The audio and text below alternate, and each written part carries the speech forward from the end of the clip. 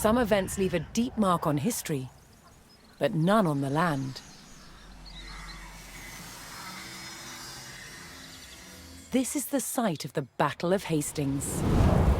After almost 1,000 years, no traces of the bloody conflict can be seen. But here, the fate of England turned. It's where a king was killed, and his victor claimed the throne.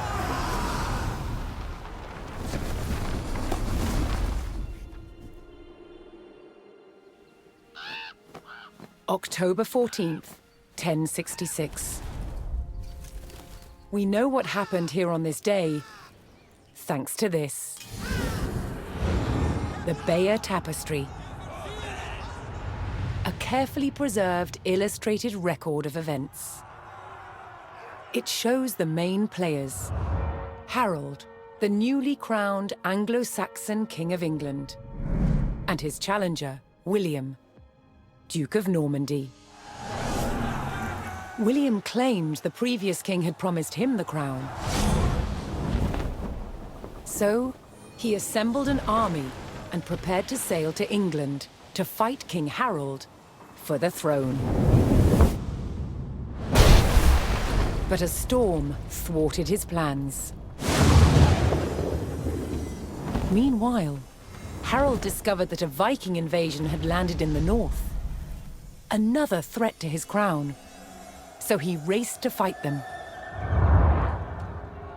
In France, William waited for the right conditions to sail across the Channel to England.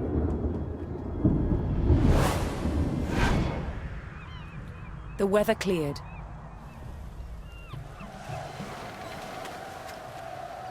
He seized his chance.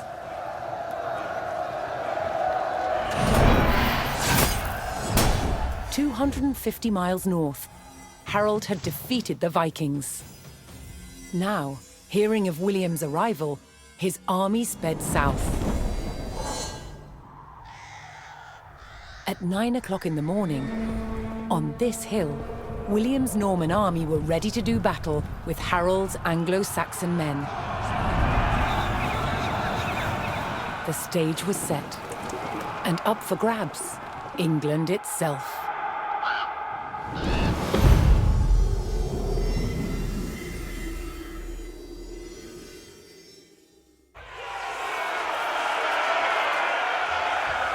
On October 14th, 1066, William of Normandy stood ready for battle at the base of a hill. The high ground belonged to King Harold of England and his Anglo-Saxon army. Here, on this hilltop, the fate of England would be decided.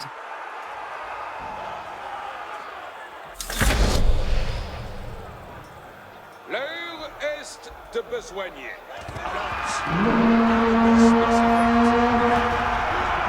William's Norman army made the first charge, launching a direct assault on the shield wall.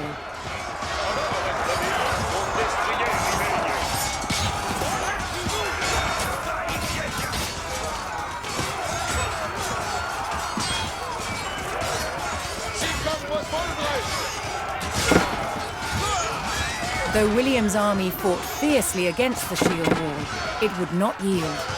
As one man fell, another took his place. Overlapping shields in tight formation made for a near impenetrable barrier. Realizing his army could not break the shield wall, William called for a retreat.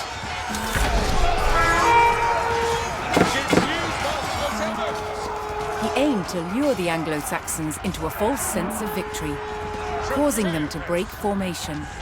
William's feigned retreat was working. The Anglo-Saxon army broke their shield wall formation, leaving gaps for William to make a move.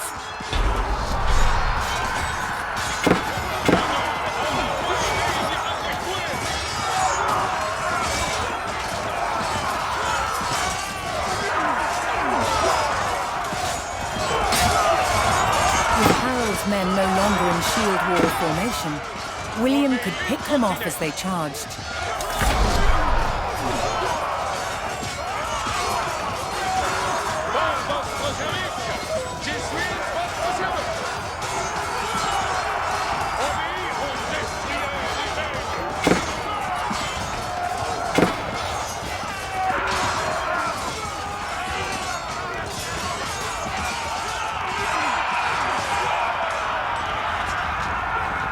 Anglo-Saxons had deployed rows of spearmen to push back the invaders. But William had an answer: his sharp-eyed archers.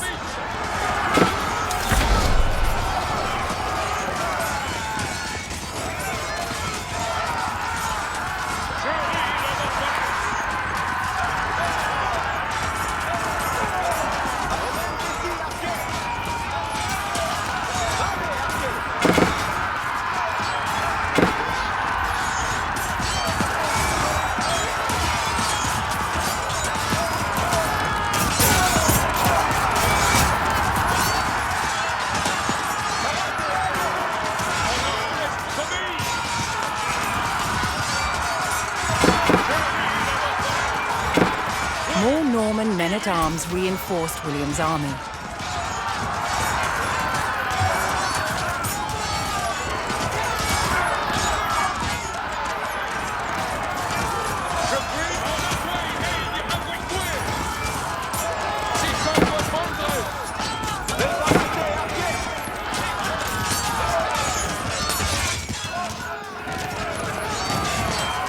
Anglo-Saxon archers joined the fray, and the Normans' deadly cavalry ready to charge. But first, William's forces had to eliminate the enemy spearmen, whose sturdy polearms could easily bring down a horse.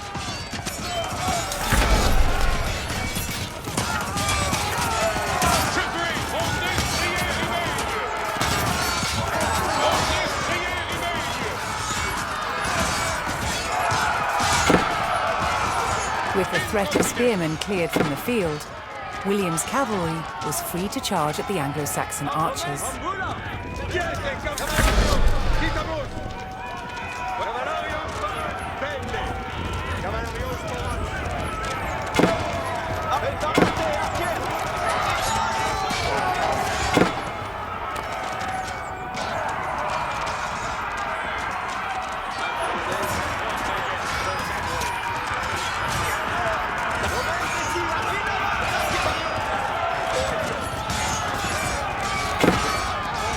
The Anglo-Saxon army was in disarray. Their shield wall had been neutralized, and their numbers were dwindling. Now the only thing standing between William and victory was King Harold himself.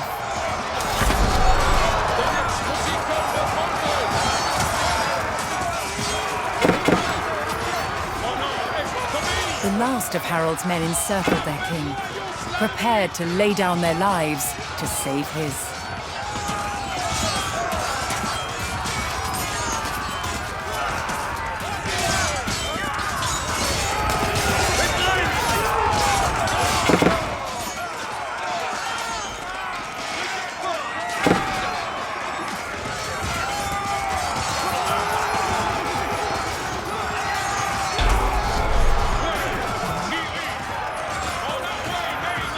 The Anglo-Saxon King Harold had fallen.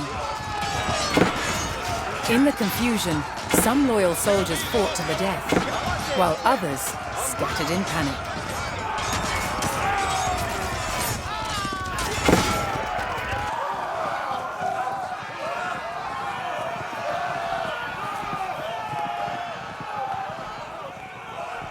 Leaderless and defeated, the last of the Anglo-Saxon army fled for their lives.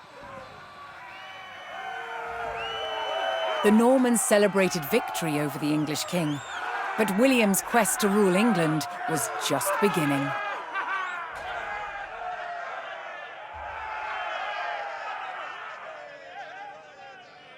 At Guédelon in France, to understand how castles were constructed,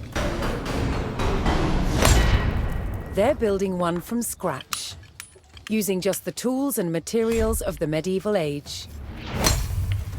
It's a 25-year project, the world's biggest archaeological experiment.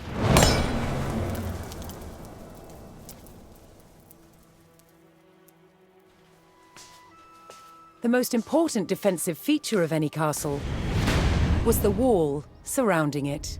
Castle walls had to be incredibly thick in order to resist attack and absorb the impact of projectiles fired from trebuchets. The curtain wall was over 20 feet deep, interspersed with towers. In earlier Norman castles, they were square. But while on crusade, European knights saw that eastern towers were round. They realized that eliminating corners not only made them stronger, but also provided a better view of the surrounding landscape. Completing the walls will take some 30,000 tons of sandstone. Transport costs in the Middle Ages were incredibly expensive. So having a good supply of local stone close to the castle was vital. To extract it from the quarry, first a row of holes is hand-drilled. Once all the holes are ready, I'm ready to put in the iron wedges, and I'm ready to split it open by hitting very hard on each wedge with a big sledgehammer. The stone is split into usable blocks, then transported using horsepower and human effort. This treadwheel crane can lift up to half a ton. The walls are built like sandwiches. On the outside, you have facing walls built from better quality stones. And the inside, the rubble cores, they're built with softer stones and other offcuts from the quarry. And they're built up in layers with a very thick, coarse mortar. This ingenious method makes the walls better able to withstand hits from a trebuchet.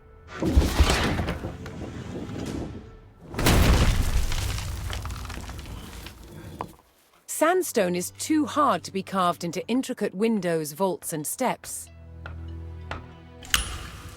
Instead, softer, more expensive limestone is used. These sophisticated building techniques make castles the ultimate feats of medieval engineering. It's a testament to their construction that so many still stand today.